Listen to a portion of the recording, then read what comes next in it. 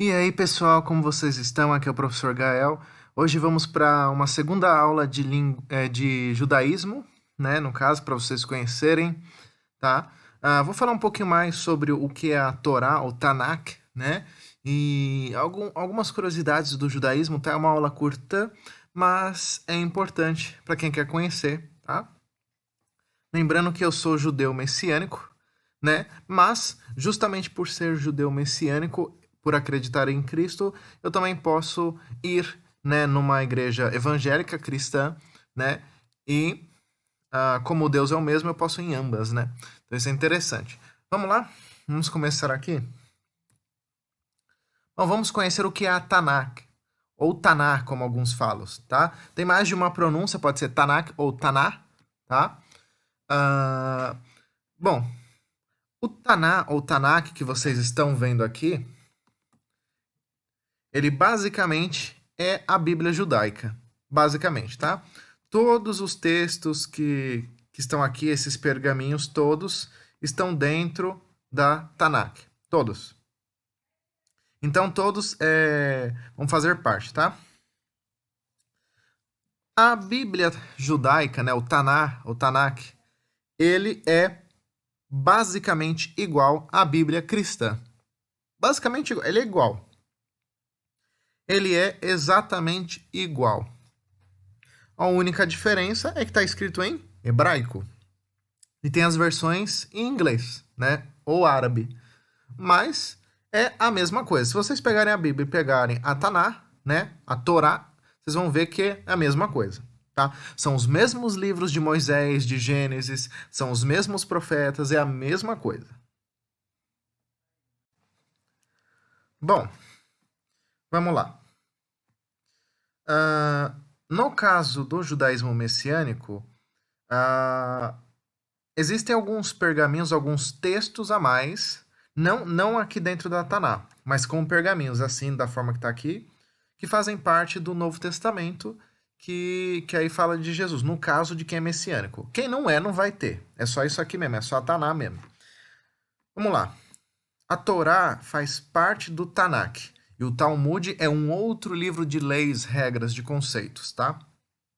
Vamos falar assim, é um guia, tá? Então vamos lá. O judaísmo, junto com o cristianismo, tanto evangélico quanto católico, e a religião islâmica de maneira geral, as três religiões são classificadas como abrâmicas, pois têm a sua origem em Abraão.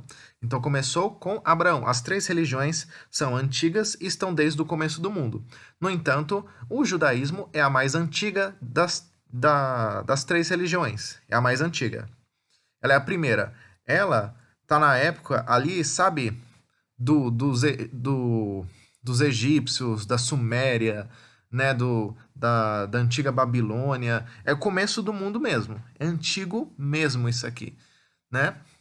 Tanto que essas línguas, tanto o hebraico quanto o árabe, são línguas muito antigas. Até a escrita dela é o contrário. Vocês podem ver que ela começa da direita para a esquerda, diferente de nós e do resto do mundo, que escreve da esquerda para a direita. Então ela é muito antiga. Essa é uma característica de línguas antigas, escrever da direita para a esquerda. Ela é muito antiga, né? E vocês podem ver que as letras também lembram letras mais antigas, tá? Então, o judaísmo, junto com o islamismo e o cristianismo, podemos ver nesse mapa aqui a presença deles, tá? Então, no caso aqui, quem fez o mapa, né, usou a cor vermelha para representar, né, tons de vermelho para representar as religiões abrâmicas. Então, aqui são várias religiões, tá? O vermelho representa o cristianismo, o judaísmo e o islamismo. Vocês podem ver que, conforme fala, né, na crença cristã, judaica e islâmica, né, os filhos de Abraão, quem acredita, né, o que Deus prometeu, se espalhou para o mundo inteiro de fato, se vocês repararem. O único lugar que as três religiões, tanto islâmica, judaica e cristã, não têm força é na região da atual China, Mongólia, essa região aqui, tá? Porque mesmo na Índia e nos países aqui da Ásia, tem a presença de islâmicos, né? Até porque está desatualizado isso aqui, e tem a presença de judeu e cristão também aqui. O Japão mesmo, se você for para o Japão hoje, quem tiver oportunidade de ir para o Japão hoje tem bastante cristão lá, né? Tem gente de outras religiões, né? Mas de maneira geral, a China sempre foi um lugar, a China e Mongólia sempre foi dois lugares, né? E as Coreias que sempre ficaram com o pé atrás aí com as religiões, né? Hoje está mais fácil de encontrar no Japão e na Coreia, mas a China e a Mongólia, essa região aqui, é mais difícil de entrar, tá? Bem difícil. Bom, o que é a Torá? Que eu falei em outra aula sobre Torá. Tem muitas pessoas que falam Torá. Torá, ela faz parte do Taná. Ela é um grupo de livros, tá? A Torá são todos os livros do Moisés, do profeta Moisés. Ou seja, são esses livros aqui, ó. Gênesis, Êxodo, Levítico, Números e Deuteronômio. São só esses livros. A Torá é só isso. São 5 livros, tá? A Torá é a parte principal do judaísmo. Os judeus acreditam na Torá mais do que as outras partes do Tanakh. Eles acreditam também no resto, né, da Bíblia judaica, mas eles acreditam mais na Torá. Porque foi na Torá, esses livros de Moisés, foi nos livros de Moisés, que além de retratar como Deus criou tudo, o começo do mundo, foi aí que surgiu o judaísmo. Então todas as práticas judaicas vocês vão encontrar em Gênesis, Êxodo, Levítico, Números e Deuteronômio. Inclusive lá, para quem estuda, quem já leu a Bíblia, lá mostra como deve ser construído o templo, que tipo de incenso usar, quais são as vestimentas, quem pode participar, como que faz, fala sobre a questão dos ritos, como louvar a Deus, os cânticos, quem pode trabalhar, quem não pode, como deve construir, fala da arca, da aliança também. Então, todo o judaísmo está baseado aqui, basicamente. Os demais livros do Taná é a nossa Bíblia normal. É o Antigo Testamento. A Bíblia judaica é o Antigo Testamento completo. Então,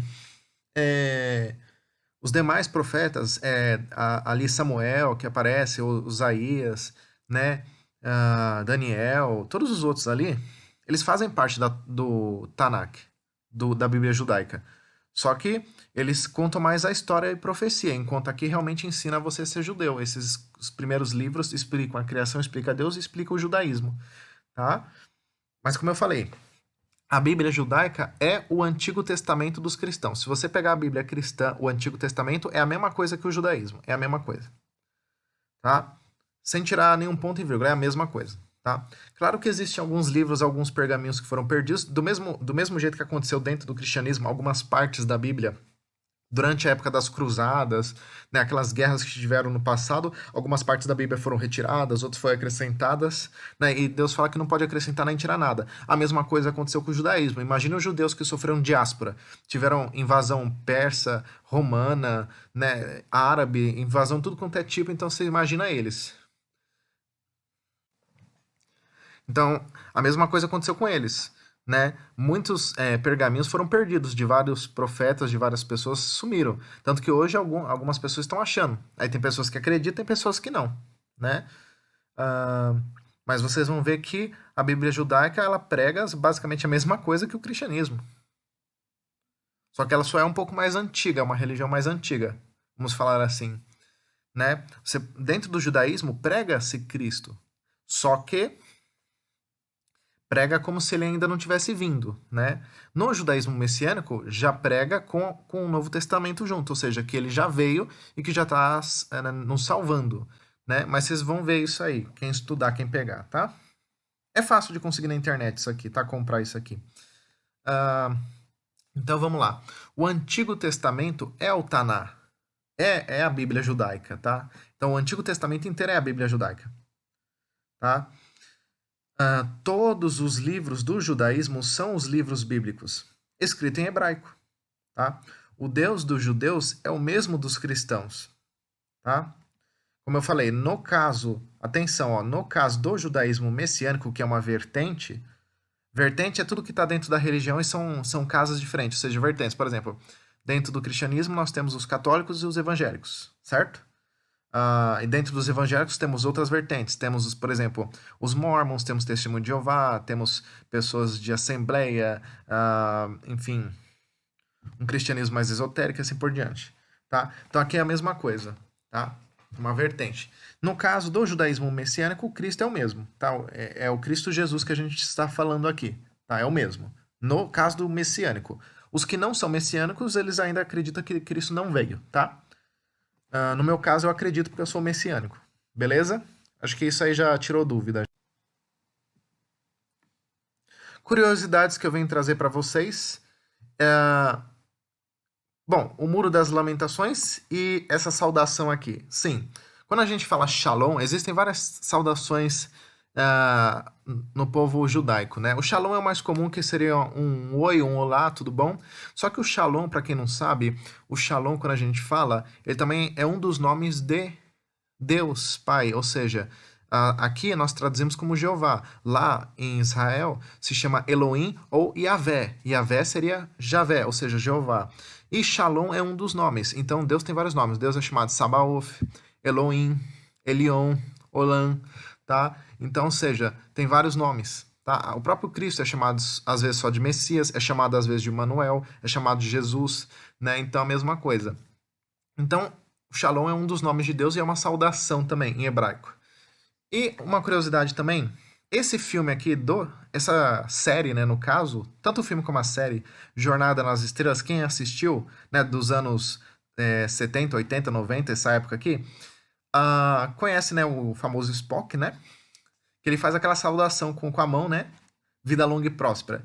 Então, essa saudação que é usada no filme, ela tem uma origem judaica, assim, porque no judaísmo nós também podemos usar para saudar uma pessoa, falamos que Deus te abençoe, dê uma vida longa e próspera, tá? Então nós falamos vida longa e próspera, também algumas vertentes do judaísmo. Então essa saudação aqui é real, ela existe dentro do judaísmo, né?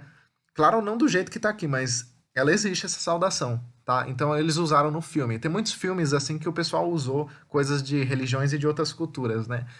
E o Muro das Lamentações, por mais que as pessoas digam que é uma festa, não é bem uma festa, né?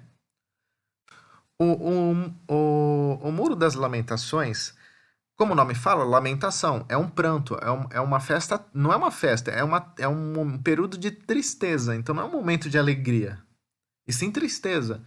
Então veja, quando os judeus se reúnem para orar no Muro das Lamentações, ou para jejuar, ou então só para mesmo para chorar mesmo, enfim, é por causa da destruição do primeiro templo. O Muro das Para quem não sabe, quem leu a Bíblia vai saber. No judaísmo foi construído dois templos. O primeiro templo foi destruído. Aí depois de um tempo foi construído o segundo templo também foi destruído. E agora com a criação do Estado de Israel, que completou 70 anos, nós estamos construindo o terceiro templo, que inclusive é bíblico e está ali em Apocalipse no terceiro templo. E esse templo é o templo onde Deus se manifestava, onde tinha a Arca de Aliança, onde as pessoas louvavam, né, o Senhor. Então, esse período, esse mês que se comemora isso, é um mês de lamento, né? É um mês assim para você buscar Deus, para você lamentar, para você, né, se aproximar ao Senhor, lembrar do templo que foi destruído, tá? A intenção é cultuar a Deus, não o templo, né? O templo é só para relembrar mesmo que ele foi destruído, né? Veja a Páscoa judaica, o Pessach, né? A Páscoa judaica. Na Páscoa judaica, ah, é comemorado, é como se fosse um dia de independência, basicamente. Quando a gente comemora a independência do Brasil, a Páscoa judaica é a mesma coisa. Só que é uma independência que a gente louva a Deus. Então, basicamente, é um dia da independência, quando os israelitas deixaram de ser escravos do Egito, por exemplo, tá? Diferente da Páscoa católica, por exemplo, que tem um coelhinho, né, que simboliza a fertilidade, né, tem aquele colorido, né? Aqui não. Ali é mais uma comemoração em família, tá? Uma coisa que os judeus valorizam bastante é família, tá? Ah, e os judeus, eles valorizam os dois, tá? Tanto o homem quanto a mulher, tá? Só que cada um tem funções diferentes. Dentro do judaísmo, nós temos os sacerdotes, né? Hoje em dia já temos sacerdotisas, mas em geral são homens. Tem mulher? Tem mulher que é sacerdotisa, mas geralmente é homem, tá? É muito difícil ter mulher, mas tem, né?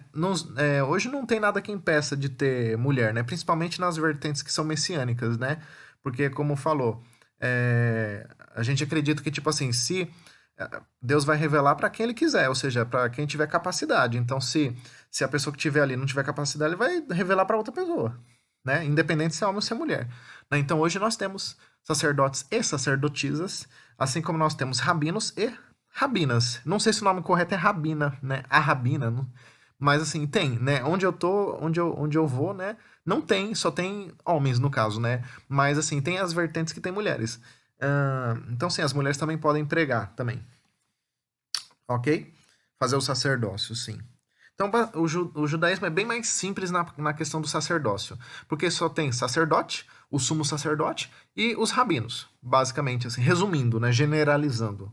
Porque qualquer outra vertente geralmente é a mesma coisa, tá? Então é basicamente isso. É bem mais simples, né? Ah, bom, vamos falar um pouquinho da Torá, do começo do mundo, da criação do mundo. A criação do mundo na Torá é a mesma criação da Bíblia, Gênesis. É a mesma coisa. E vamos ver aqui, analisar ciência e religião trabalhando junto, tá? Então vamos lá. Lembra na Bíblia que Deus fez o mundo em 6 dias e o sétimo descansou? Então, na Torá, a mesma coisa. Deus fez o dia em 6 dias e o sétimo descansou, tá? A cada dia ele deixou para fazer, criar algo diferente, tá? Vamos colocar dias como eras. Como assim eras? Vamos lá para vocês entenderem. Para Deus, um dia é 1000 anos humanos. Um dia para Deus são 1000 anos humanos. O nosso ano tem 365 dias. Que inclusive existe um pergaminho que Deus mostra, né, para Enoque, né, que ele fala sobre o ano, né, que tem 365 dias, ele explica, naquela época já. E, imagine, o nosso planeta, ele gira em 365 dias, certo? E mais 6 horas, que sobra sempre 6 horas de diferença. Multiplica por 1000. Aí quando você chegar no resultado, você chegou em um dia para Deus. Aí depois disso, você multiplica por 6. E depois multiplica, aí você coloca mais 1000, porque tem o sétimo dia, tá? Então veja, no primeiro então, só aqui temos 7.000 anos. Só aqui, são 7 eras. Cada era podemos denominar de era ou aeon, como alguns textos falam. Então veja, o primeiro dia Deus separou a luz das trevas, ele criou. Né? Tá em Gênesis, está tanto na Bíblia quanto na Torá. No segundo dia Deus separou o céu das águas. Ele separou terra, céu, água, certo?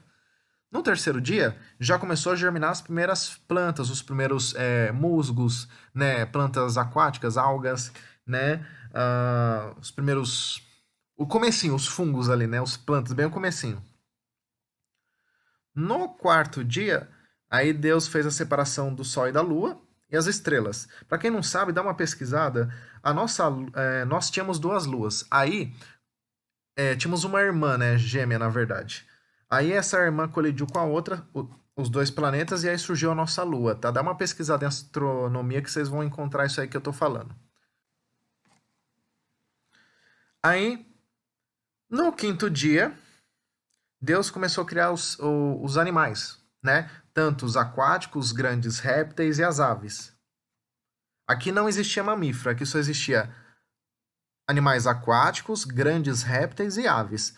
O que podemos entender com grandes répteis? Os répteis que nós temos hoje são pequenos, certo? Veja, uma tartaruga, um jacaré, uma cobra, é pequeno, não é? Claro, ela tem um tamanho assim, é grande, mas não é tão grande, entendeu? É pequenininho. Né? Não é tão grande assim. Tem répteis que tem 2, 3 metros, mas ainda assim tá pequeno. Aí, por que eu estou falando isso? Pensem comigo. Existem fósseis de dinossauros, não existem? E os dinossauros são o quê? São grandes répteis. E existem dinossauros que não são répteis, são aves, tá? Para quem não sabe. Que os arqueólogos, os paleontólogos e arqueólogos já falaram que tem alguns dinossauros que não são répteis, são aves. Então veja, aqui fala de grandes aves e grandes répteis. E nós sabemos que muitos animais aquáticos foram extintos, alguns répteis foram extintos e algumas aves também. Então existe a probabilidade de, no quinto dia, que é o ano 5000, Deus ter criado os dinossauros que nós encontramos os fósseis hoje. Existe essa probabilidade, tá? E nós podemos ver que, por mais que muitas pessoas não concordem, mas, tipo assim, além de Deus ter criado tudo, porque ele sempre existiu, ele também fez um processo evolucionista, porque Deus é o dono da própria ciência, ele criou tudo, ele sabe de tudo. Ao mesmo tempo que hoje Deus está no presente, ele também está no passado e está no futuro, ele sabe de tudo, ele é atemporal. Ele está em todas as dimensões ao mesmo tempo. Então, não tem como nós compreendermos ele de uma maneira mais simples. Hoje ele está aqui com você e ao mesmo tempo ele está lá no passado. É até um pouco complicado de falar, mas pensem comigo. Hoje, por exemplo, você orou para Deus. Hoje Deus está com você. Ao mesmo tempo que ele está com você hoje no presente, ele já está com você lá no futuro, lá na era apocalipse ou pós-apocalíptica, e ao mesmo tempo ele já estava com seus tataravós no passado, ele está ao mesmo tempo. Então tudo é cíclico, tudo que está acontecendo agora está acontecendo passado, presente e futuro. Então Deus está aqui com você no presente, você está vivendo o presente, só que como ele está em outra dimensão, ele ao mesmo tempo agora, ele está com Jesus lá no Calvário, ele está lá com Davi lá no começo das guerras, no passado, e ao mesmo tempo ele está no futuro, já no período do Apocalipse, porque ele é atemporal, ele está em outra dimensão, ele está em outras dimensões. E nós sabemos que o tempo é uma dimensão, certo? Então, Deus está em todas as dimensões. Então, ele tá aqui no presente com você, ele já sabe o que você vai fazer no futuro, porque ele já está lá vendo você fazer, e ele, ao mesmo tempo, está no passado. Ele agora ele tá te protegendo e ao mesmo tempo ele tá lá lutando junto com Davi, tá acompanhando Cristo ser crucificado, ele ao mesmo tempo tá junto com Abraão, ele ao mesmo tempo tá na Segunda Guerra Mundial, entende? Ele é atemporal. É até estranho e confuso de explicar, mas é assim que funciona. E então acredito que os dinossauros surgiram nesse período e acabaram sendo extintos. Né? Como, não sei. É porque a Torá e a Bíblia não fala, mas enfim. E no sexto dia, Deus começou a criar os mamíferos e criou o Adão e Eva, né? O famoso Adão e Eva, que existe também na Torá, tá? E o que eu tenho que falar aqui? Como Deus fala tanto na Torá como na Bíblia que a última coisa que ele fez foi o Adão e a Eva, então supõe-se que Adão e Eva surgiu no ano 6.999, porque foi literalmente a última coisa que ele fez. Então, acredita-se que foi no último ano do ano 6.000. Tá? E aí no sétimo ele descansou, que é o ano 7.000. Então, no final do ano 6.000, 6.999, foi criado Adão e Eva e quando deu o ano 7.000 ele repousou, que são 1.000 anos, que é um dia para Deus e para nós são 1.000 anos, quer dizer. Então só aqui já tem 7.000 anos a história da Terra, da vida aqui, né? Então vamos lá, ó. Um dia para Deus equivale a 1.000 anos humanos. Um dia para Deus equivale a 1.000 anos humanos. Isso está escrito na própria Bíblia, tá? Na própria Torá vocês vão encontrar isso. Na Bíblia vocês encontram mais passagens que falam isso. Na Torá você encontra um lugar ou outro que fala. Na Bíblia, como ela tem o Novo Testamento também mostra. Tá? Então, para Deus, um dia vale 1.000 anos. Tá? Deus criou o mundo em 6 dias. Logo, ao total são 6.000 anos humanos. Tá? A cada um dia temos uma era, um aeon. E acredita-se que Adão e Eva surgiram no final do ano 6.000, como eu falei. 6.999. É provável que os dinossauros foram criados entre o final do ano 4.000, beirando para o ano 5.000. Tá? Que é a idade mais antiga que a gente consegue chegar aproximado. Que aí faz sentido tanto com a Bíblia, a Torá, e faz sentido também com a ciência, né? Porque aí já tem um tempo grande de diferença. E o primeiro dia primeiro dia não. E o sétimo dia Deus descansou, que é uma era, ele descansou um dia, né? Uma era, 1.000 anos, tá? Então vocês podem ver o processo aqui. Existe um processo de criacionismo aqui, que Deus criou tudo, e existe um processo evolutivo também, que Deus começou da água, das plantas, dos fungos, né? Aí dos fungos foi para as plantas, das plantas para os animais aquáticos, dos animais aquáticos para os répteis, dos répteis para as aves, das aves para os mamíferos, dos mamíferos para o homem. Então existe um processo tanto de criação quanto evolução. Primeiro Deus criou, depois ele fez um processo evolutivo. É interessante, ele fez os dois processos. E eu sei que tem algumas pessoas que não concordam, mas eu vou mostrar isso numa aula futura, tanto na Bíblia quanto no judaísmo e nas outras religiões. Deus criou o homem e a mulher para procriarem. Ele não fez a relação, vamos falar assim, o namoro de homem e mulher por prazer. Ele fez para procriar. Se você tem relação e não procria, você está pecando do mesmo jeito, porque você não está cumprindo o que Deus falou. Deus não criou para você sair por aí, eu vou namorar com todo mundo. Não. É só para reproduzir.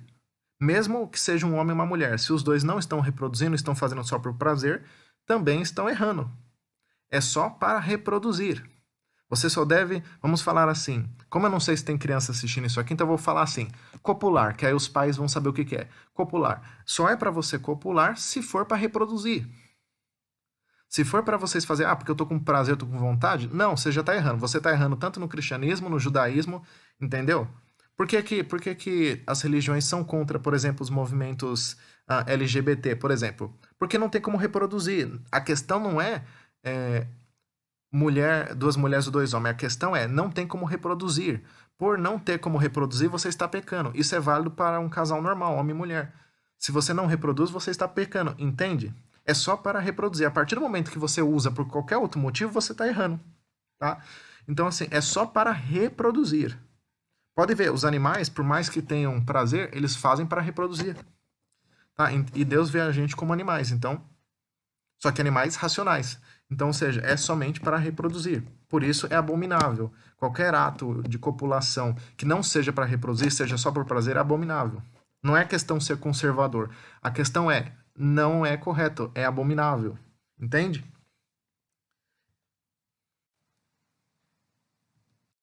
Bom, agora mais uma curiosidade que eu trouxe aqui. Segundo alguns arqueólogos, historiadores, entre outros paleontólogos e por aí vai, né? Até teólogo mesmo, tá vendo esse país aqui que fica no Oriente Médio, perto da Arábia Saudita, da Síria, da Turquia? Esse país aqui se chama Iraque. Essa é a bandeira do Iraque, certo? O Iraque atualmente é um país islâmico, atualmente, né? O islamismo impera ali. O Iraque, para quem não sabe, é um país que apoia, né, o Brasil, para quem não sabe, tá? É a favor, né, de nós aqui brasileiros. Ah, e o Iraque é um país que vive numa região um pouco conflituosa. O Iraque, para quem já ouviu falar ou já assistiu o filme, tá vendo essas pirâmides? Lá tem pirâmides. Não como as do Egito, são pirâmides diferentes, tá?